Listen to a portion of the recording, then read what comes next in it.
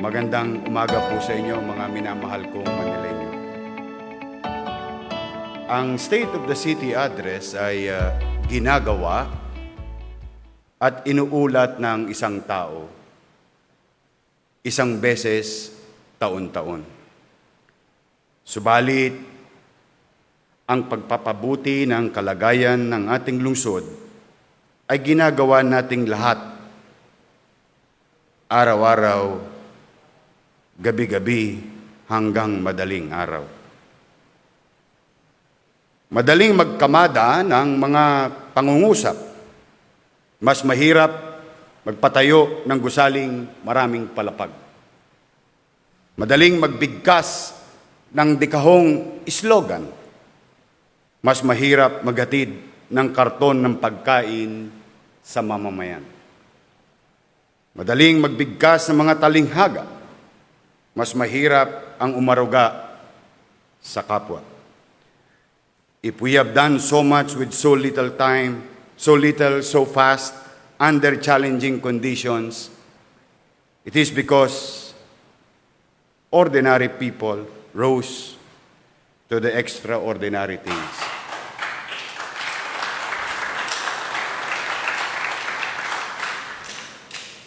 Thanks to them.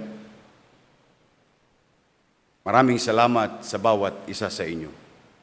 To their selflessness and sacrifices, the state of our city is strong and our future secured.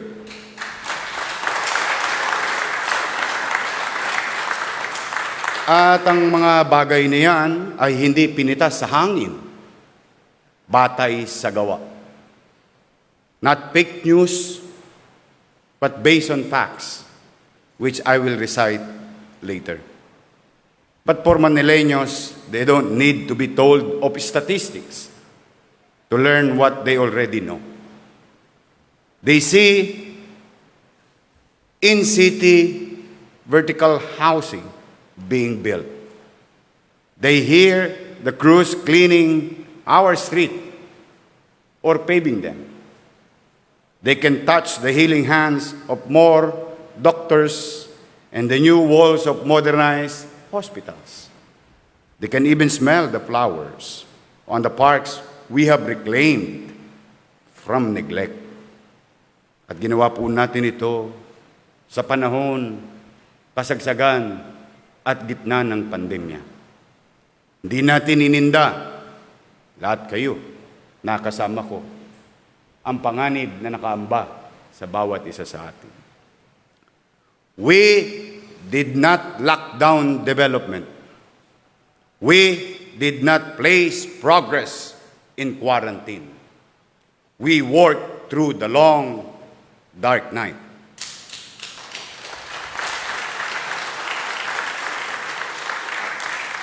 Dahil tayo ay nagpunyagi sa karimlan ng gabi, kaya tayo ay ginantimpalaan ng bukang liwayway ng ating tagumpay. Kaya kung ako po ang inyong tatanungin to explain in 50 words what we have done for Manilans. In all modesty, we put vaccine in their arms, food on their table, roofs over their heads, money in their pockets, computers on the hands of children, stipend in the wallets of our students, seniors, PWDs, solo parents, new streets they can walk on, new health facility they can walk in, new parks they can work out. And above all, hope in their hearts.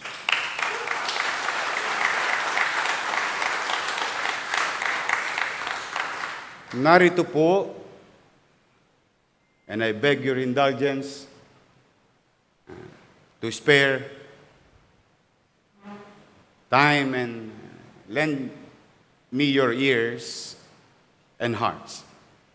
Narito ang detalye ang kwenta ng aking kwento.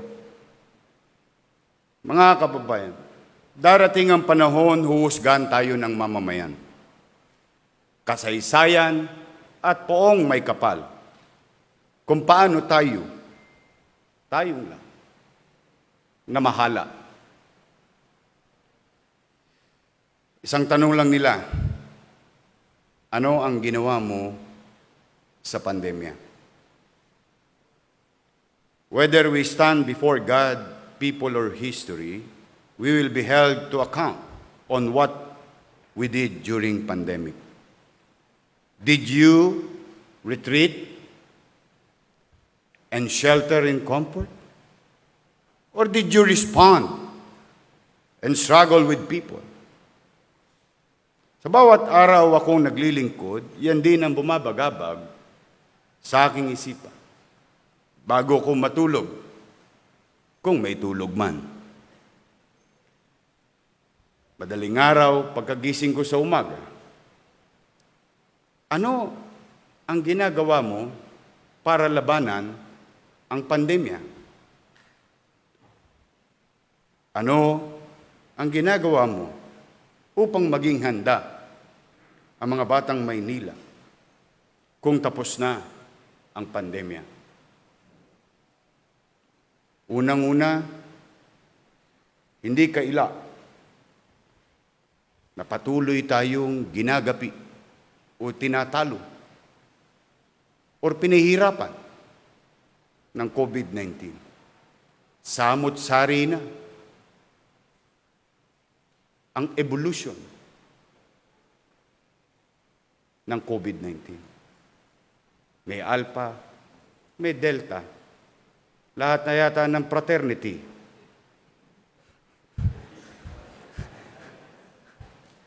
I hope wag na siyang dumami. Kaya mas minabuti nating patuloy na paghandaan. Bagamat nakaraang taon, 870 quarantine COVID bed capacity. Maraming salamat sa private sector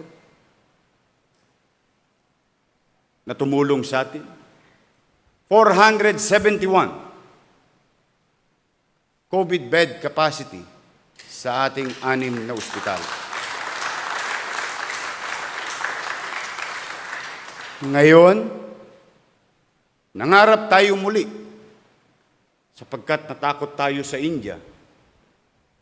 Natakot tayo sa nangyari sa iba pang bansa, katulad ng nagaganap ngayon sa Indonesia.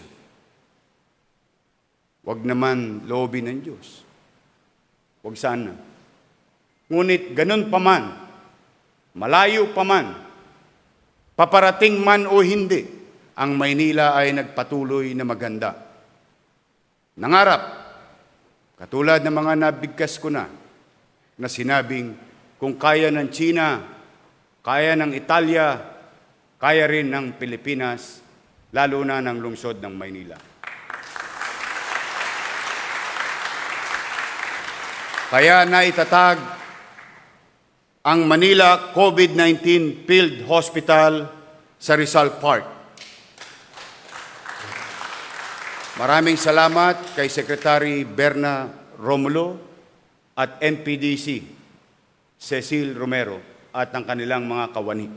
Nagamit natin ang 2.8 hectares na nagtatag ng 4,402 square meter with 344 COVID bed capacity na siyang nagagamit na maliwalas ng mga pasyenteng na impeksyon ng COVID-19 sa ating lungsod, mga taga-lungsod at mga kapitbahay ng lungsod ng Maynila.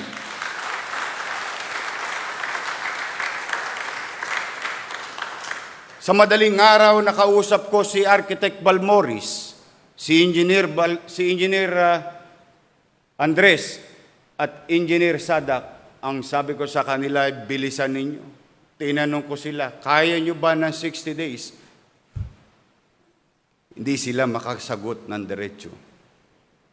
Pero nakikita ko sa tagal ko rito, sa lungsod, sa pamahalang lungsod, ang kapasidad ng mga kawani ng mamamayan, ang kawani ng pamahalaan, ang kakayanan nila. Kaya sabi ko sa kanila, tirahin natin ang 60 days. We have to prepare. We have to be ahead of the infection.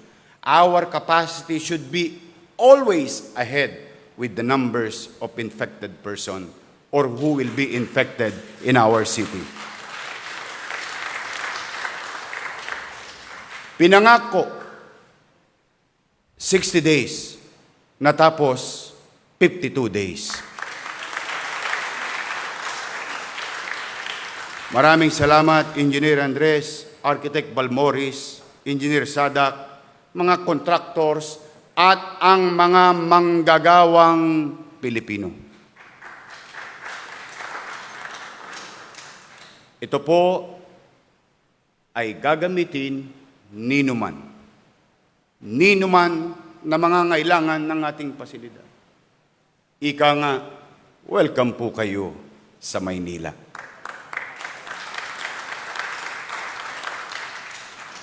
May mga maagang kwento na po. Ayaw na pong umuwi ng mga pasyente. Para daw silang nasa St. Luke's. Malamig. Nagbabawas ng lamig. Komportable. May tamang pasilidad. At if I may share to you what foreigners said during the inspection, they have not seen a facility with so much redundancy and dedicated for the long haul of this problem. Yan ang tinagurian ng mga banyaga na bumisita sa COVID-19 Field Hospital. Nagpapasalamat ako sa kanilang appreciation because yung mga bansang yun ay mga kilalang bansa na mainam at masinop sa pangangalaga ng kanilang mamamayan. Ang ating mga pasyente, kakain, libre, may gamot. May mga gamit. Ganon din ang ating mga medical frontliners. Kaya, loobin nawa ng Diyos, manatili tayong ligtas at matatag. At huwag sana mangyari yung nangyayari ngayon sa ibang dako ng mundo dito sa ating syudad. Ngunit, ang mga pasilidad na ating mga itinatag ay baliwala kung walang gamot. Itinalaga ng mga kilalang organisasyon sa buong mundo na may mga gamot na maaaring makatulong upang mapataas ang probabilidad na mailigtas at makatulong labanan ang COVID infection sa katawan ng isang tao. Napakamahal. Sobrang mahal. Kaya hindi ito kakayanin ng isang mahirap o middle class. Kung ikay mayaman naman, kahit ikay may pera, wala ka namang mabilhan. Kaya minabuti ng inyong pamahalaang lungsod, ayon sa suwestyon ng aking partner na nagkataon namang doktora din at 10 ng kanyang mga kasamahan, na itong mga produktong ito ay makatutulong labanan ang COVID-19 infection.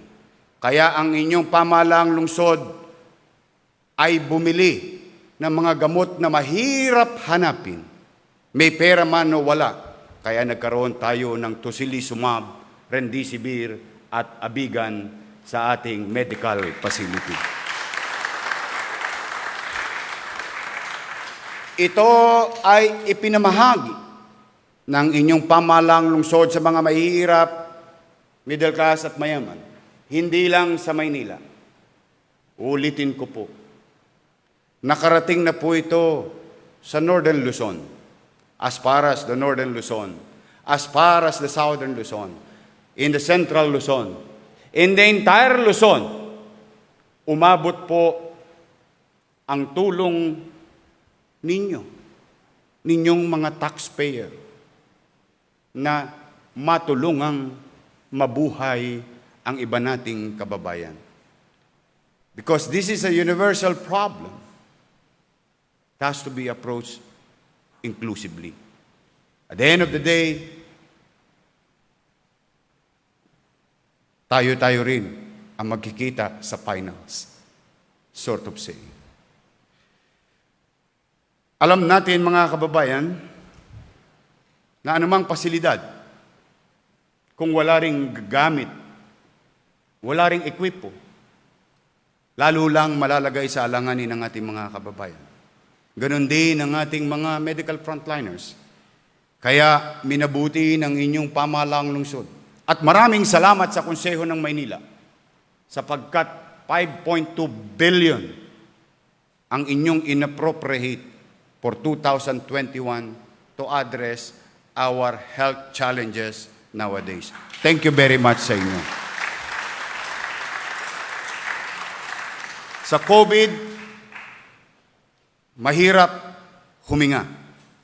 Hindi naman pwedeng papaypayan na lang. Bumili tayo ng mga kagamitan, ventilators, nasal high flow, oxygen machine, mga portable X-ray machines at world-class CT scan. Lahat libreng nagagamit ninuman. Mga kababayan, yan ay patuloy na pagtupad sa ating pangako. Pangako, tinupad. Commitment, ginawa.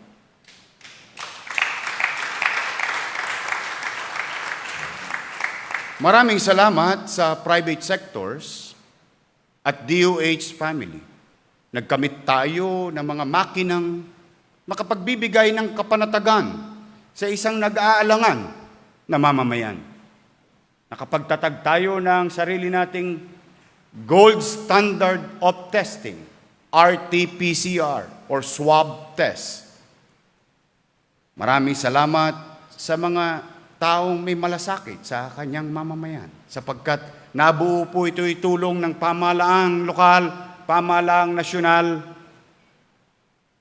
at mga private sector. Kaya minabuti nating ibigay ito ng libre to make testing available and accessible to everyone, including our drive-thru testing area na hanggang ngayon ay patuloy na nagagamit ng tao ng libre.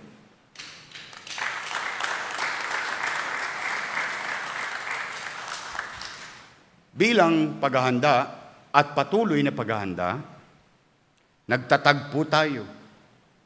Modesty aside, I think tayo lamang sa buong bansa ang nakapagtatag ng storage facility for the incoming vaccine.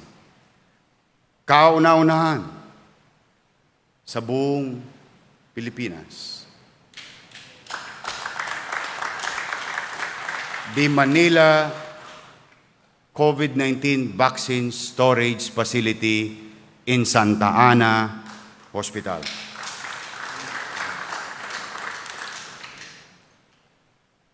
Tayo rin ay pumirma upang masiguro na pumanatag ang mga tagalungsod ng Maynila na ang kanilang salapi ay gagamitin upang labanan ng pandemya at mabigyan ng kasiguruhan na ang lungsod ng Maynila, pag dumating ang takdang araw, ay may bakuna.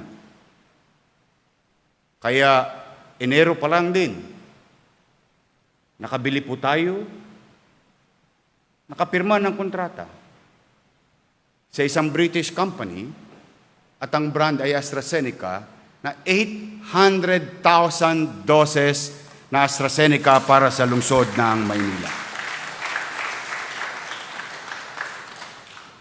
Ngunit bumagal ang panahon. Tumenga ng isang quarter ang planong bakunahan. Ano man ang naging challenges in between, Hindi na tayo nagturo ng daliri. Manap pa rin tayo ng paraan. In fact, with the Vice Mayor here, and Bernardito Siang, our Secretary to the Mayor, and to some friends, allies in the world, only the city of Manila was given, the only local government in the world, were given 400,000 Sinovac para sa ating mga kababayan. Maraming salamat kay Ambassador Wang.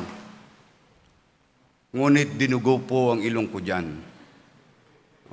Kasi Inglisan ang labanan.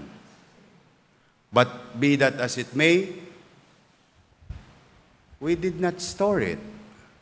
Hindi natin pinatagal sa storage facility dahil hindi po tutubo na parang kabuti ang bakuna habang nasa storage facility ito. Immediately we deploy. The 200,000 of it for the first dose ay naitusok natin ng 4 na araw at kalahati lamang, and thanks to Manila Health Department, Dr. Fox Pangan, and Manila Health Department team, and MDRRMO, Director Angeles. Mabilis. Ang katotohanan po, mga konsihal. We hold the national record. 43,011 persons vaccinated in one day.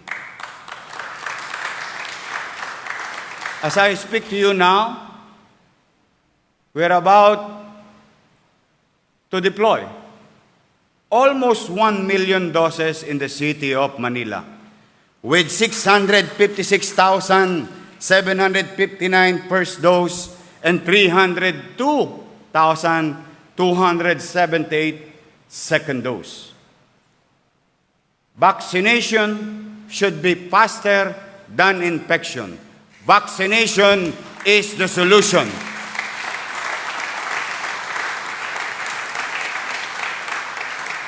At hindi natin yan magagawa ng tayo lamang. Kaya nais kong papurihan. Maraming salamat, President Rodrigo Roa Duterte. Maraming salamat, Vice President Leni Robredo. Maraming salamat, Senado. Maraming salamat, Kongreso.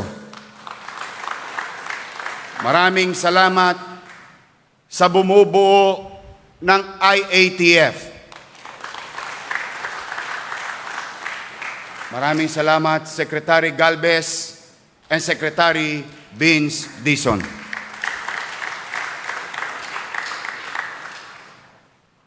Looking forward in preparation to normalcy. Hindi lamang bakunahan. Paano patutunayan na ang isang tao ay bakunado? Paano patutunayan na kapag ito'y gagamitin niya ay tama at totoo? Alam naman natin na 5-5 ang printer. At meron ding mga ilang mga tolongges sa ating pamayanan who will take advantage of the weakness of others. That is why December 31, New Year's Eve, your city government is preparing for 2021. We went live in our registration process for vaccination. At ito ay tiningnang mabuti sa mga darating pang buwan o taon kung paano magkakaroon ng semblance of regularity or stability. That's why we created a very simple registration process. Hindi tinatanong kung ikaw ay botante o hindi. Hindi tinatanong kung ikay taga Maynila lamang, sapagkat sinabi ko sa inyo, open policy ang City of Manila. Those who live in the City of Manila and those who work in the City of Manila, who comes in and out of the city, nighttime, daytime, should be accommodated and can avail of the vaccine. And that's why December 31, we've launched www.manilacovid19vaccine.ph.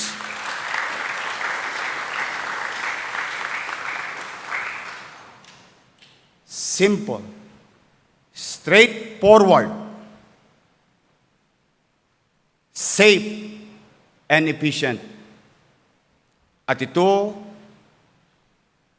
bilang pagtanaw ng utang na loob sa mga OFW, immigrants, kung maalala nyo, and let me refresh your mind, that when we were starting, people, Filipinos, all over the world, donating their hard-earned money, OFWs and immigrants all over the world, sending it to the City of Manila dahil meron tayong gustong gawin na makakaayos na silang naniwala. Kaya bilang pagtanaw ng utang na loob, pati OFW na hindi taga Maynila, binakunahan natin at binigyan natin ng kapanatagan na may access sila sa bakuna sa lungsod ng Maynila.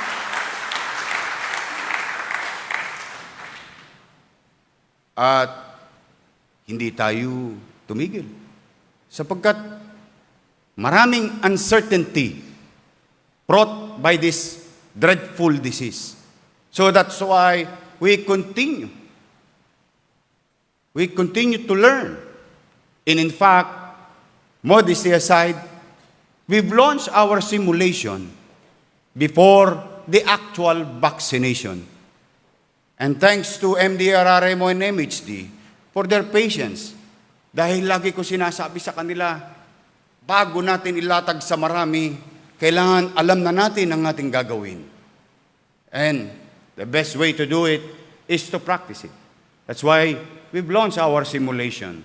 And we know in that simulation, nakita kagad natin ang suliranin na siya namang naging katagumpayan ng paglulunsad ng 22 regular na mass vaccination site in our city. That's why we've been achieving high vaccination rate every single day.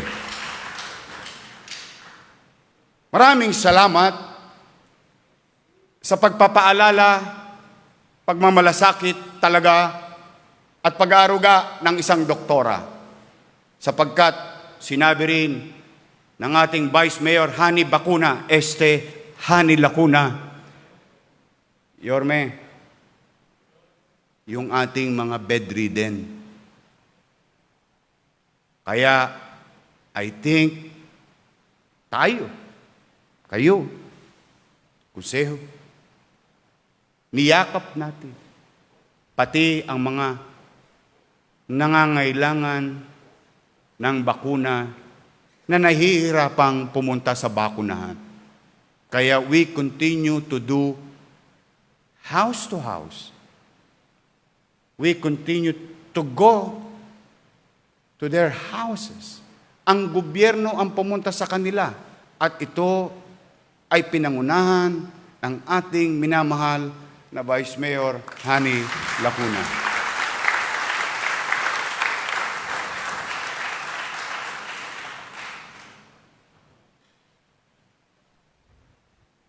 Pasilidad, ekwipo, gamot. Kung walang tao, display lang yan. Kaya minabuti ng lungsod na paigtingin kahit na pahirapan ang maghanap pa ng mga medical frontliners.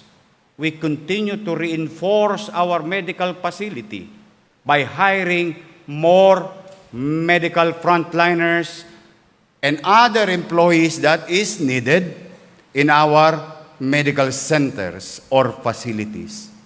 Kaya maraming salamat kay Director Joe Quintos at City Personal's Office sapagkat libo-libo, hindi lang na-promote, kundi natanggap at kasama na nating bahagi ng pamahalang naglilingkod sa kanyang mamamayan ang mga bagong doktora, nurses, and other medical frontliners.